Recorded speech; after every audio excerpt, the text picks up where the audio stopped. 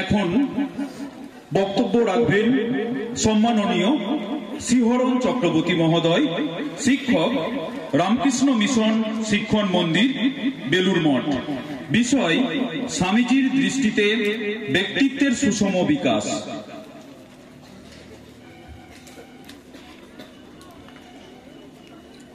ওম সর্বধর্ম স্থাপকস্তং সর্বধর্ম স্বরূপকঃ আচার্যানাং মহাচার্য রামকৃষ্ণায় তে নমঃ। নমস্তে ভুবনেশানি নমস্তে প্রণবাত্মকে সর্ববেদান্ত সংসিদ্ধে নমঃ শ্রী শারদামূর্তয়ে নমঃ শ্রী জ্যোতিরাজায় বিবেকানন্দ সুরয়ে সচ্চিৎ সুখ স্বরূপায় স্বামিনে তাপহারিণে নমো মহাবদন্নায় কৃষ্ণ প্রেম প্রদায়তে কৃষ্ণায় কৃষ্ণ চৈতন্য নামনে গৌরতীশে নমো নমঃ। पूज्यपाद श्रीमद स्वामी प्राणारामानंद जी महाराज, अध्यक्ष रामकृष्ण मठ गौरहाटी, पूज्यपाद श्रीमद स्वामी वेदातीतानंद जी महाराज बेलूर मठ, श्रद्धेय अध्यापक अरिजित सरकार महाशय, अध्यापक MCKV इंस्टीट्यूशन, আজকের এই যুব সম্মেলনে সমবেত সকল ছাত্রছাত্রী যুবক যুবতী প্রতিনিধিদের ভালোবাসা জানিয়ে কথা শুরু করছি। বিষয়টি আমরা ইতিমধ্যেই জেনেছি, স্বামীজির দৃষ্টিতে ব্যক্তিত্বের সুষম বিকাশ। ব্যক্তিত্ব বলতে সাধারণত আমাদের যে ধারণাটা থাকে সেটি হল একটি মানুষ ভালো কথা বলতে পারে, তার পোশাকটি ভালো, ড্রেস কোডটি ভালো, তার একটা সুষ্ঠু অবয়ব আছে, ম্যানলি ফিগার, এই জাতীয় একটা ধারণা, কনসেপচুয়াল ফ্রেম আমাদের সাধারণত থাকে ব্যক্তিত্ব বলতে। কিন্তু এটা একেবারেই নয়। ব্যক্তিত্ব বলতে যেটা বোঝায় সেটি হলো একটি মানুষ বহুমুখী এবং বিভিন্ন যে আচরণ করে এবং সেই আচরণের মধ্যে দিয়ে তার যে গুণগুলি প্রকাশ পায় তার সমাহারকে বলে ব্যক্তিত্ব, যা তার চরিত্রের বিশিষ্টতা দান করে। যেমন একটি বিদ্যালয়ে কোন অনুষ্ঠান হচ্ছে, একটি যুবক সেই অনুষ্ঠানের সঞ্চালনা করছেন, তার বাচিক শৈলীটি খুব ভালো, পোশাকটি ভালো পরেছেন, শারীরিক অঙ্গসৌষ্ঠবটিও ভালো। এইটাই যথেষ্ট নয়। দেখা যাচ্ছে সেই যুবকটি সমাজের যে যে ক্ষেত্রে তার বিভিন্ন সম্পর্ক রয়েছে, পিতামাতার প্রতি, প্রতিবেশীদের প্রতি, বন্ধু বান্ধবদের প্রতি, শিক্ষকদের প্রতি, প্রত্যেকটি ক্ষেত্রে তার আচরণ যথাযথ। পিতামাতার প্রতি সে কর্তব্যপরায়ণ, বন্ধু বান্ধবদের সঙ্গে সে যেরকম ধরনের আচরণ করা উচিত সেরকম করে, শিক্ষকদের সঙ্গে যেরকম শ্রদ্ধা প্রদর্শন করা প্রয়োজন ঠিক সেইভাবে সে চলে। এই যে সামগ্রিকভাবে সেই যুবকটির আচরণের মধ্যে দিয়ে যে গুণগুলি প্রকাশ পাচ্ছে, সবগুলিকে নিয়ে তৈরি হয় তার ব্যক্তিত্ব, অর্থাৎ combination of qualities that form one's distinctive character, বা বলা যায় collection of interrelated behavioral approaches। এই যে ব্যক্তিত্ব, তার সুষম বিকাশের ক্ষেত্রে স্বামীজি একটি সূত্র দিয়েছেন, যে সূত্রটি আমাদের সকলের জানা, কিন্তু সূত্রটি প্রতীক শব্দ, এর ভেতরে নিগুড় অর্থ আছে। স্বামীজি যে সূত্রটি দিয়েছেন সেটা হচ্ছে 3H ফর্মুলা। একটি মানুষের ব্যক্তিত্ব সুন্দর করে গড়ে উঠতে গেলে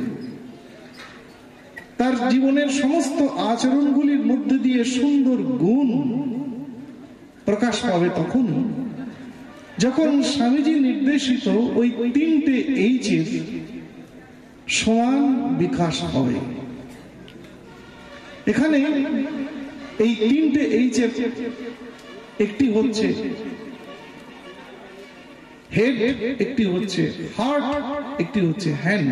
আমি বললাম যে এগুলি হচ্ছে সিম্বলিক ওয়ার্ড, এর মধ্যে কিন্তু ইনার মিনিং আছে। হ্যান্ড হচ্ছে আমাদের যে ফিজিক্যাল ফ্যাকাল্টি, আমাদের যে শরীর, তার প্রতীক। একটা মানুষকে শারীরিকভাবে সুস্থ থাকতে হবে। হেড হচ্ছে আমাদের ইন্টেলেকচুয়াল ফ্যাকাল্টির সিম্বল, বৌদ্ধিক বিকাশ। হার্ট হচ্ছে আমাদের যে ইমোশনাল ফ্যাকাল্টি, আবেগ, তার প্রতীক। সুতরাং এই যে 3টে H এর কথা স্বামীজি বললেন এবং তার সাথে সাইকিক কন্ট্রোলের কথাও স্বামীজি বলেছেন, তার যথাযথ বিকাশের মধ্যে দিয়ে ব্যক্তিত্বের পূর্ণাঙ্গ বিকাশ হতে পারে। একটা একটা করে ধরি আমরা। প্রথমটা যদি বলি, হ্যান্ডের কথা স্বামীজি যেটা বললেন সেটা হচ্ছে আমাদের ফিজিক্যাল ফ্যাকাল্টির প্রতীক হচ্ছে হাত। আমরা যেন শারীরিক দিক থেকে সুস্থ থাকি। বলা হয় শরীর মাধ্যম খলু ধর্ম সাধন। আমাদের শরীরটাকে সুস্থ রাখতে হবে। যদিও আমাদের এই শরীরটা অনিত্য, এ শরীর থাকবে না। জাতস্য ধ্রুব মৃত্যু, 2য় অধ্যায় 27 নম্বর শ্লোক ভগবত গীতা। কিন্তু তথাপি এই শরীরটাকে কিন্তু যত্ন করতেই হবে, কারণ this is the only instrument through which we will have to reach the গোল। সেই যন্ত্রটাকে দিয়েই কিন্তু আমাকে আমার জীবনের লক্ষ্যটাকে পূরণ করতে হবে। সুতরাং একে অবহেলা করা যাবে না। দক্ষিণ ভারতের বিখ্যাত সাধক রমন মহর্ষি একটা কথা বলতেন, যে কলা পাতা ছাড়া তুমি ভাতটা খেতে পারবে না, কিন্তু কলা পাতাটাকে তুমি খাবে না। কলা পাতাটাকে ভাতটা খাওয়ার পরে ফেলে দিতে হবে, কিন্তু ওটি ছাড়া ভাতটা খাওয়া যাবে না। সুতরাং শরীরটাকে অবহেলা করা যাবে না, কারণ এই শরীরটা দিয়েই আমাদের জীবনের যে লক্ষ্য, আমরা যদি ভালো মানুষ হতে চাই, সেই লক্ষ্যে পৌঁছতে হবে এই শরীরটাকে দিয়েই। এটাকে সুস্থ রাখতে হবে। এবং সুস্থ শরীর সম্পর্কেও আমাদের ধারণাটি জেনে নেওয়া দরকার। আমরা মনে করি যে আমার শরীরে সেরকম কোনো ব্যাধি নেই, দুর্বলতা নেই, আমি তো সুস্থ। সুস্থ শরীর বলতে কিন্তু শুধুমাত্র ব্যাধি নেই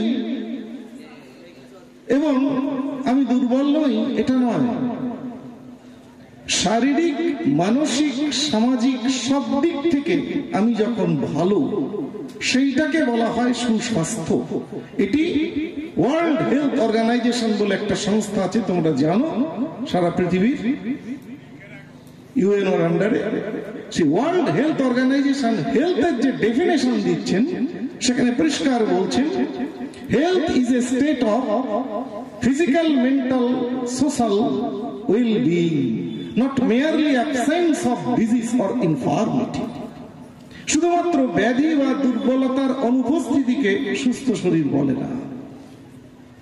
ইট is a state of complete physical, mental, social well-being.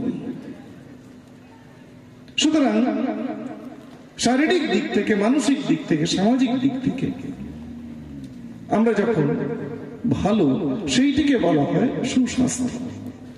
এবং আমরা জানি যে আমাদের শরীরটা যাতে সুস্থ থাকে সে বিষয়ে স্বামীজি শুধু উপদেশ দেননি, তিনি নিজের জীবন যাপন করে দেখিয়েছেন। তিনি শুধু বলেননি যে ফুটবল খেললে গীতার স্তোত্রগুলিকে আরো ভালো করে বোঝা যাবে, কারণ নার্ভগুলো তখন শক্তিশালী হবে, সেই শক্তিশালী স্নায়ুমণ্ডলী দিয়ে তুমি গীতার অর্থকে তুমি ভালো করে বুঝতে পারবে, সেটা তিনি তো বলেছেন। তেমনি শরীর চর্চার বিষয়ে তিনি যেমন আমাদের উপদেশ দিয়েছেন, তিনি তেমনি শরীর চর্চা করতেন।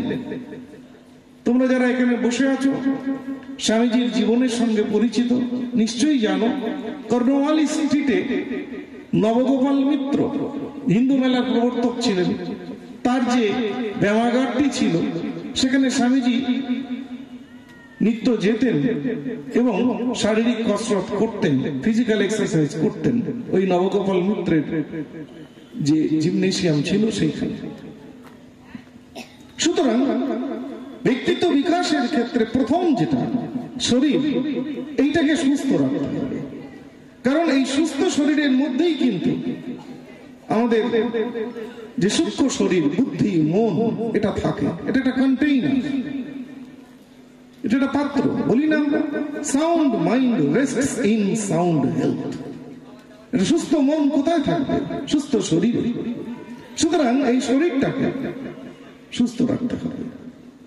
দ্বিতীয় ব্যক্তিত্ব বিকাশের ক্ষেত্রে যে টুলটা, সেটি হচ্ছে বুদ্ধি। বুদ্ধি বা ইন্টেলেক্ট, এটি ব্যক্তিত্ব বিকাশের ক্ষেত্রে খুব গুরুত্বপূর্ণ।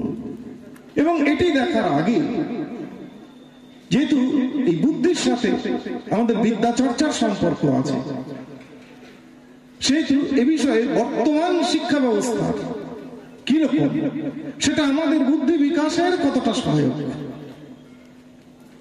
সেটা যদি আমরা দেখার চেষ্টা করি তাহলে দেখব পূজনীয় মহারাজ বলছিলেন যে বর্তমান শিক্ষা ব্যবস্থা হচ্ছে শুধু তথ্য নির্ভর। রাশি রাশি তথ্য আমাদেরকে দেয় এবং সেই তথ্যটা আমরা কতটা হজম করতে পারি সে বিষয়ে বর্তমান শিক্ষা কিন্তু সেভাবে দেখে না। কতদিন আগে স্বামীজি বলে গেছেন, education is not the amount of information that is put into your brain, runs riot there, undigested all your life. শিক্ষা মানে শুধু রাশি রাশি তথ্যকে মগজের মধ্যে ঢুকিয়ে দেওয়া হলো, runs riot there, সেখানে সেই তথ্যগুলো বিদ্রোহ করতে শুরু করলো, undigested all your life, সারা জীবন সেটা হজম হলো না, সেটা শিক্ষা নয়। বুদ্ধির ক্ষেত্রে আমরা দেখব যে বুদ্ধির বিকাশ এই শিক্ষার দ্বারা কতটা হচ্ছে সেটা কিন্তু খুব প্রশ্নবোধক চিহ্ন। বুদ্ধির কাজ হচ্ছে বিচার, বুদ্ধির কাজ হচ্ছে বিবেক বিচার প্রয়োগ করে চলা। মানুষ শ্রেষ্ঠ প্রাণী পৃথিবীর মধ্যে দুটি কারণে। কারণ মানুষ তার সৃজনশীলতা আছে, আর দুই, মানুষ বিবেক বিচার প্রয়োগ করে চলতে পারে। মানুষের সৃজনশীলতা আছে। মানুষই একমাত্র প্রাণী এই পৃথিবীর যে মিনস অফ প্রোডাকশন, উৎপাদনের হাতিয়ার তৈরি করতে পারে, অন্যান্য প্রাণী পারে না। তাই হিউম্যান সোসাইটি অলওয়েজ প্রোগ্রেসিভ, প্রগতিশীল। পশু সমাজ মিনস অফ প্রোডাকশন তৈরি করতে পারে না। মানুষই প্রথম ওই চাকাই বলো যেটা তৈরি করেছিল মিনস অফ প্রোডাকশন, আজকে ইন্টারনেট মিনস অফ প্রোডাকশন তৈরি করেছে। তাই হিউম্যান সোসাইটির দিকে তাকিয়ে দেখো, সেটা পালকি থেকে মেট্রো রেলের যুগে এসেছে, প্রোগ্রেসিভ। কিন্তু পশু সমাজ মিনস অফ প্রোডাকশন তৈরি করতে পারে না, উৎপাদনের হাতিয়ার। তাই পশু সমাজ হাজার হাজার বছর আগে যেখানে ছিল আজও সেখানেই আছে। সুতরাং মানুষ শ্রেষ্ঠ প্রাণী, তার প্রথম হচ্ছে মানুষের মধ্যে সৃজনশীলতা আছে, সে উৎপাদনের হাতিয়ার তৈরি করতে পারে। আর দ্বিতীয় হচ্ছে মানুষের মধ্যে বিবেক বিচার বোধ আছে, কোনটা ভালো কোনটা মন্দ সেটি সে জানে, সেটিকে প্রয়োগ করতে পারে। এই বিবেক বিচারের কাজটি হচ্ছে বুদ্ধির। কোনটা সৎ কোনটা অসৎ, কোনটা শ্রেয় কোনটা প্রেয়, এই বিবেক বিচার করে আমরা যখন চলবো তখনই আমাদের ইন্টেলেকচুয়াল ফ্যাকাল্টি এক্সপ্লোর করে কোনটা সৎ কোনটা অসৎ। স্বামীজির ব্যাখ্যা অনুসারে যা আমাদেরকে স্বার্থপর করে তোলে সেটি অসৎ, যা আমাদের নিঃস্বার্থপরতার দিকে নিয়ে যায় সেটি সৎ। কোনটা শ্রেয় কোনটা প্রেয়, যা হয়তো জীবনের প্রথম ভাগে খুব কঠিন কিন্তু পরে বিমল আনন্দ দেয় সেটি শ্রেয়। যেটি হয়তো জীবনের প্রথম ভাগে ক্ষণিকের সুখ দেয় কিন্তু পরে দুঃখ দেয় সেটি প্রেয়। এই যে বিচারবোধ করে চলা, এটি বুদ্ধির কাজ। শিষ্য শরৎচন্দ্র চক্রবর্তীকে স্বামীজি বলছেন, স্বামী শিষ্য সংবাদে আমরা দেখব, ঘুমানোর সময়তেও বিবেকের তরবারিটাকে পাশে রাখবি। অর্থাৎ সব সময় বিবেক বিচার প্রয়োগ করে চলা। সাবকনসিয়াস মাইন্ডেও যদি কোনো মলিন চিন্তা আসে, বি অ্যালার্ট, আবার একটা ভালো চিন্তাকে নিয়ে আসা। এই বিবেক বিচার প্রয়োগ করে চলা হচ্ছে বুদ্ধির কাজ। আইনস্টাইনের একটা বিখ্যাত কথা আছে, আমরা আমাদের ব্যক্তিত্বের বিকাশটাকে খুব সুন্দর করে করতে পারি না, কারণ আমরা জীবনের চলার পথে এই বিবেকের সুইচটাকে অফ করে রাখি। বুদ্ধির বিকাশের ক্ষেত্রে বিবেকের সুইচটাকে অন করে রাখতে হবে। এটি কথা আছে, আইনস্টাইনের কথা। এটি perfection of means and confusion of ends, Bangla হচ্ছে কৌশলের পূর্ণতা, লক্ষ্যের ভ্রষ্টতা। আমাদের পকেটে একটা টুল আছে, অ্যান্ড্রয়েড ফোন, এটা পারফেকশন অফ মিনস। কারণ কৌশলের পূর্ণতা, এই কারণে এটা এত একটা গুড টেকনিক, এটা দিয়ে আমি এখনই একটা বিদেশের বিশ্ববিদ্যালয়ের বই পড়তে পারি। সুতরাং এটাকে বলতেই হবে perfection of means but confusion of ends, লক্ষ্যের ভ্রষ্টতা। কিন্তু আমি এই টুলটাকে ব্যবহার করছি এমন একটা ছবি দেখে মনটা এখনই নরকে চলে যাবে। সুতরাং বিবেক বিচার প্রয়োগ করে চলা, এটি আমাদের কিন্তু খুব দরকার। এটি বুদ্ধির কাজ, বিবেকের সুইচটাকে অন করে রাখা। কি করব আমরা? আর বুদ্ধির বিকাশের জন্য ঈশ্বরের কাছে প্রার্থনা করতে হয়। বেলুড় মঠের সিম্বলটা তোমরা সবাই দেখো, সেখানে দেখবে একটা সংস্কৃত কথা লেখা আছে, তন্ন Hansa প্রচোদয়াৎ, which is derived from Paramahamsa Gita. অর্থ কি? তিনি মানে শ্রী ভগবান আমাদের বুদ্ধিকে ভালোর দিকে, কল্যাণের দিকে, মঙ্গলের দিকে নিয়ে চলুন।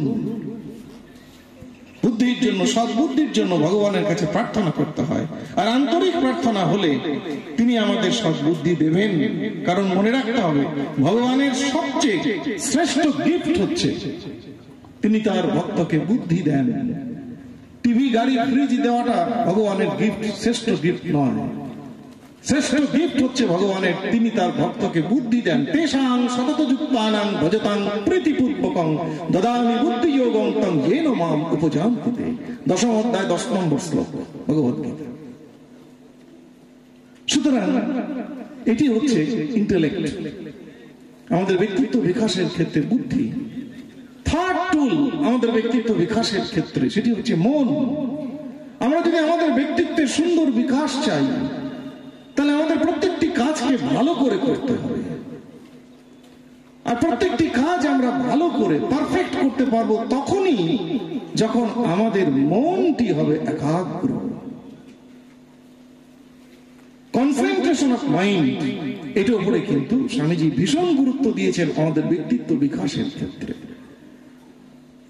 মনের একাগ্রতা, concentration of the mind is the key concern to achieve the all knowledge. Swamiji বলছেন একাগ্রতাই হচ্ছে আমাদের সমস্ত জ্ঞান আহরণের একমাত্র চাবিকাঠি।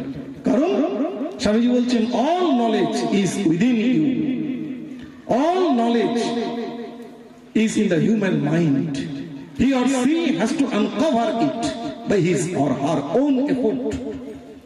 প্রত্যেকের মনের গহরে জ্ঞান আছেই, তাকে সেটা আনকভার করতে হবে by his or her own effort. এই ওন এফোর্টটা কি?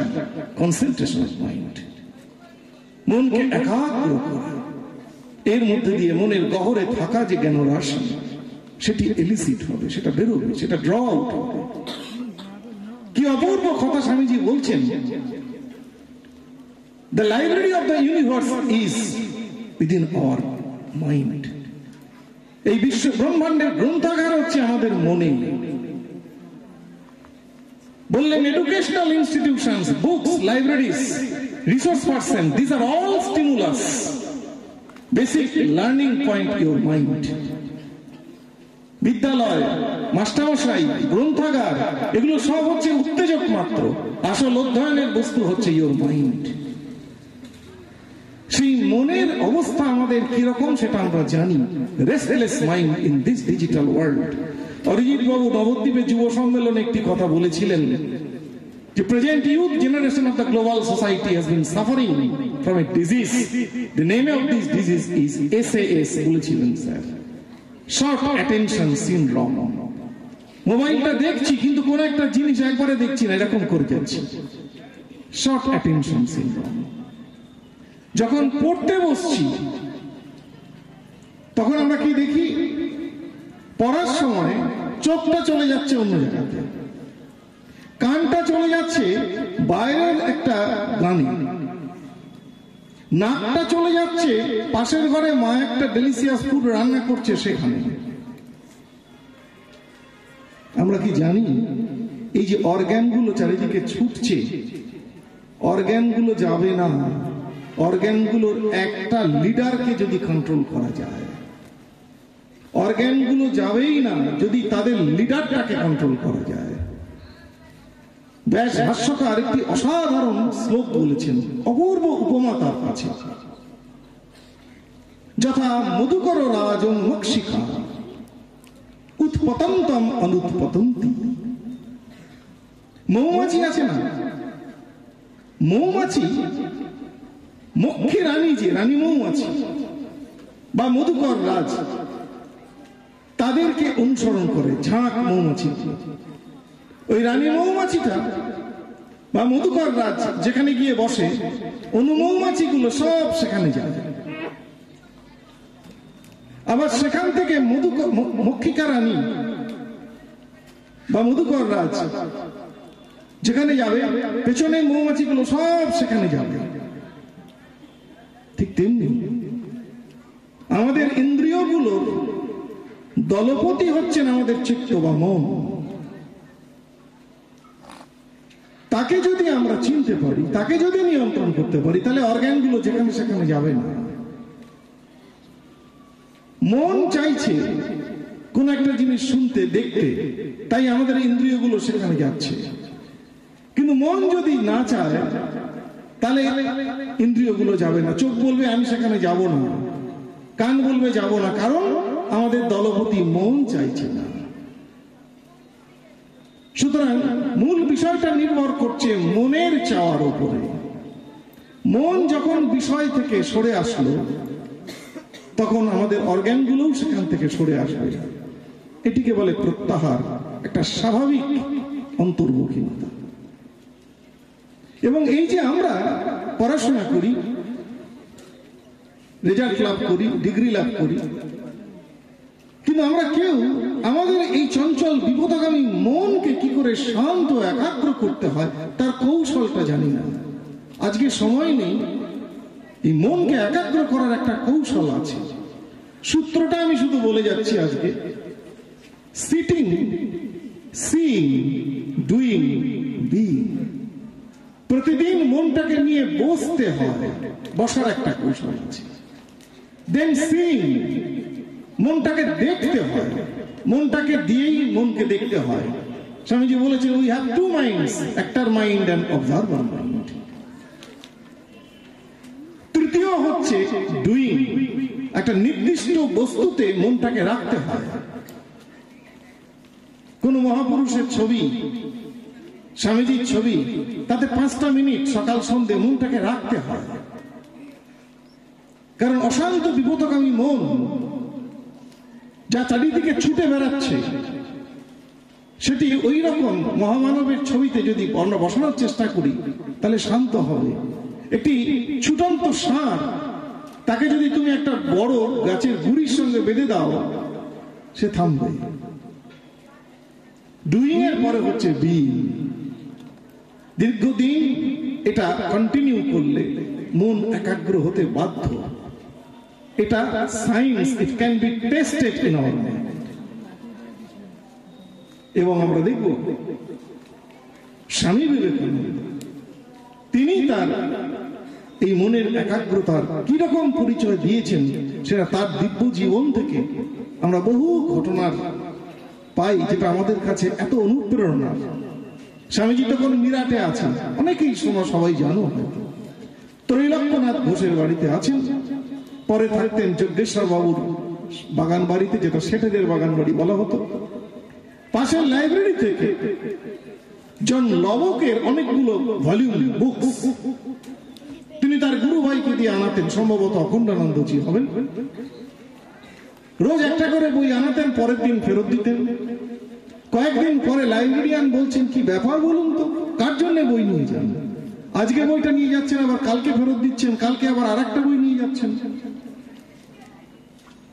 এবং লাইব্রেরিয়ান বিশ্বাস করছেন না যে যিনি নতুন নতুন বই রোজ নিয়ে যান তিনি কি সেগুলো পড়েন। স্বামীজিকে বলা হয়েছে, স্বামীজি বলেছেন যে ওনাকে বলো এখান থেকে যা খুশি জিজ্ঞাসা করুক। লাইব্রেরিয়ান কিন্তু টেস্ট করেছেন, ওই গ্রন্থগুলি থেকে জিজ্ঞাসা করেছেন, যা জিজ্ঞাসা করেছেন স্বামীজি তার উত্তর দিয়েছেন। বেলুর মঠে এনসাইক্লোপিডিয়া এসছে, বিশ্বকোষ। শিষ্য বলেছেন স্বামীজিকে, স্বামীজি বলছেন আমার তো কয়েক খণ্ড পড়া হয়ে গেছে। সুতরাং মনের একাগ্রতা এটি ব্যক্তিত্ব বিকাশের অত্যন্ত গুরুত্বপূর্ণ একটা টুল, যেটি আমাদের কিন্তু অর্জন করতেই হবে। নেক্সট হচ্ছে ইমোশন। এটাও খুব গুরুত্বপূর্ণ। এটার সাথে আমাদের হৃদয়ের সম্পর্ক জড়িত থাকে, আবেগ। আবেগ না থাকলে আমরা স্বার্থপর হয়ে উঠব। রাত্রিবেলা হোস্টেলের একটি ছাত্র অসুস্থ হলো, 3 জন রয়েছে ঘরে, একজন শুয়ে থাকলো আর 2 জন তাড়াতাড়ি করে শ্রমজীবীতে নিয়ে গেল। ইমোশন না থাকলে পারবে না। আবার এই আবেগ নিয়ন্ত্রণও করতে হবে। অতিরিক্ত আবেগ আমাদেরকে ব্যক্তিত্ব বিকাশের ক্ষেত্রে অন্তরায় হয়। ব্লাড ডোনেশন ক্যাম্প হচ্ছে, একজন যুবক ব্লাড দেবে, সকলে দিচ্ছে বলে, কিন্তু সে আগের বার যে ব্লাড দিয়েছে তার পরের বার ব্লাডের সাথে যে ডিউরেশনটা গ্যাপ সেটা হয়নি, তথাপি সে দিতে চাচ্ছে। এই ইমোশনটা ভালো নয়, এটাকে রেগুলেট করতে হবে। এইভাবে আমরা দেখব যে ব্যক্তিত্ব বিকাশের ক্ষেত্রে এই 4টে বিষয়ই কিন্তু খুব গুরুত্বপূর্ণ। আমরা যদি উদাহরণ দিই 4টে মানুষের বা 3টে মানুষের,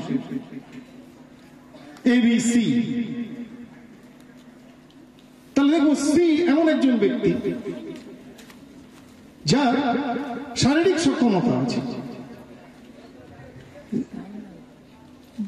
বুদ্ধি আছে কিন্তু হৃদয় নেই। হৃদয় না থাকলে বুদ্ধির দ্বারা ওই ব্যক্তি মানুষের ক্ষতি করে দেবে কলমের দ্বারা। বি নামক ব্যক্তিটি সে তার হৃদয় আছে খুব ভালো, শারীরিক সক্ষমতাও আছে কিন্তু এটা নেই, বুদ্ধি নেই।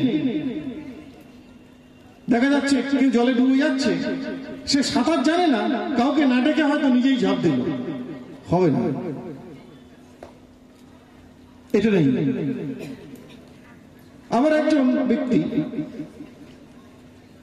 যার হৃদয় আছে, বুদ্ধি আছে কিন্তু শারীরিক সক্ষমতা নেই।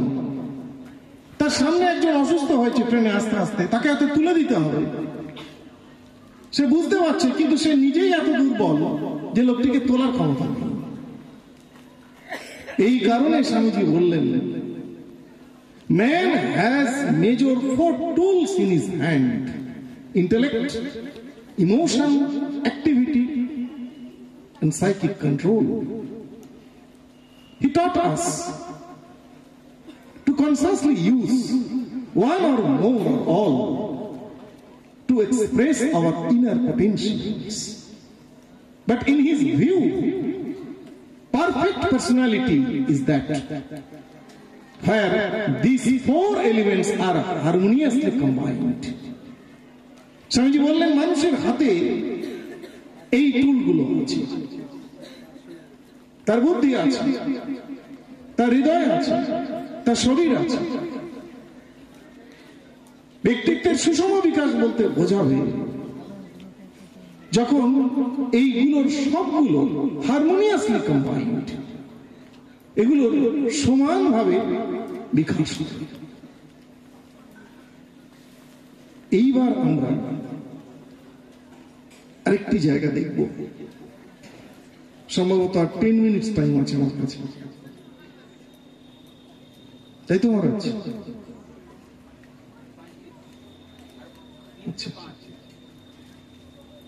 স্বামী বিবেকানন্দ, আমরা ব্যক্তিত্ব বিকাশের ক্ষেত্রে বললাম না যে কম্বিনেশন অফ কোয়ালিটিস, কতগুলি গুণের সমাহারকে আমরা বলি ব্যক্তিত্ব, যেগুলি মানুষের আচরণের মধ্যে দিয়ে প্রকাশ পায়, সেই গুণগুলোর সমাহারকে বলা হয় ব্যক্তিত্ব। মানুষের সুন্দর ব্যক্তিত্ব গড়ে তোলার ক্ষেত্রে এই গুণগুলির কথা আমরা একটা টেক্সটে পাই, যে টেক্সটটা স্বামীজির অত্যন্ত প্রিয়, যে টেক্সটটা কর্মে পরিণত বেদান্তের টেক্সট বলে পরিচিত, ভগবদ গীতা। ভগবদ গীতাকে স্বামীজি অত্যন্ত ভালোবাসতেন এবং এই গীতা সম্পর্কে স্বামীজির একটা অনুপম উদাহরণ আছে। স্বামীজি বলছেন, গীতা তো উপনিষদের সার।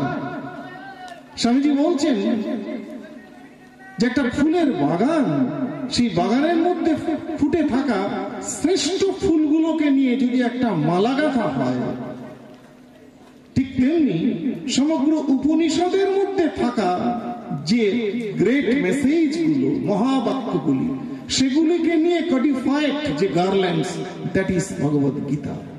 কেন বলছি কথাটি? কারণ ভগবদ গীতা আমরা বলি না, ছাত্রানাং অধ্যয়নং তপঃ, ছাত্রদের তপস্যা কি? অধ্যয়ন। অধ্যয়নের পাশাপাশি ভগবদ গীতা 3টি তপস্যার কথা বলেছেন, যে 3টি তপস্যার মধ্যে এমন কিছু গুণ বলা হয়েছে যেগুলি অনুশীলনের মধ্যে দিয়ে শিক্ষার্থী এবং সমস্ত মানুষের সুন্দর ব্যক্তিত্ব গড়ে উঠতে পারে। ভগবদ গীতার সপ্তদশ অধ্যায়ের 14, 15, 16 ভার্সে শ্রী ভগবান বাচিক, কায়িক, শারীরিক এবং মানসিক তপস্যার কথা বলেছেন। এই গুণগুলি অনুশীলনের মধ্যে দিয়ে সুন্দর ব্যক্তিত্ব গড়ে উঠতে পারে।